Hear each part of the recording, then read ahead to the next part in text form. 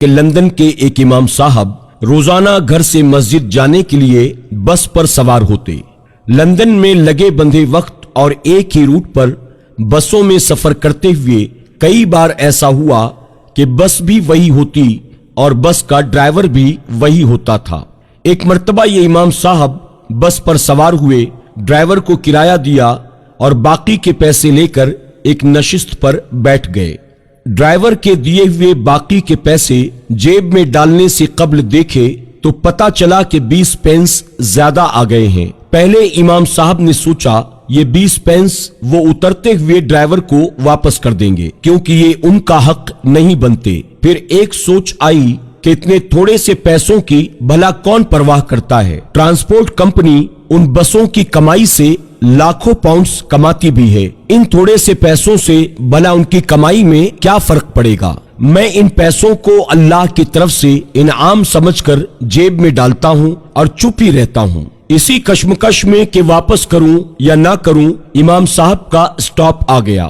بس امام صاحب کے مطلوبہ اسٹاپ پر رکی تو امام صاحب نے اترنے سے پہلے ڈرائیور کو 20 پینس واپس کرتے ہوئے کہا، یہ لیجئے 20 پینس، لگتا ہے آپ نے غلطی سے مجھے زیادہ دے دیے۔ ڈرائیور نے 20 پینس واپس لیتے ہوئے مسکرا کر امام صاحب سے پوچھا، کیا آپ اس علاقے کی مسجد کے نئے امام ہیں؟ میں بہت عرصے سے آپ کی مسجد میں آ کر اسلام کے بارے میں معلومات لینا چاہ رہا تھا۔ یہ 20 پینس میں نے جان بوجھ کر آپ کو زیادہ دیے تھے تاکہ آپ کا اس معمولی رقم کے بارے میں رویہ پرکھ سکوں۔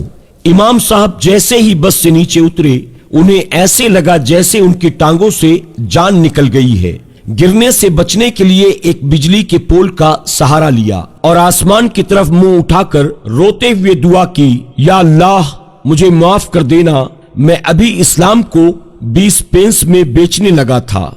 یاد رکھیے، بعض اوقات لوگ صرف قرآن پڑھ کر اسلام کے بارے میں جانتے ہیں یا غیر مسلم ہم مسلمانوں کو دیکھ کر اسلام کا تصور باندھتے ہیں۔ کوشش کریں کہ کہیں کوئی ہمارے شخصی اور انفرادی رویے کو اسلام کی تصویر اور تمام مسلمانوں کی مثال نہ بنا لے۔ اگر ہم کسی کو مسلمان نہیں کر سکتے تو کم از کم ہم اپنی کسی حرکت کی وجہ سے اسے اسلام سے متنفر بھی نہ کریں۔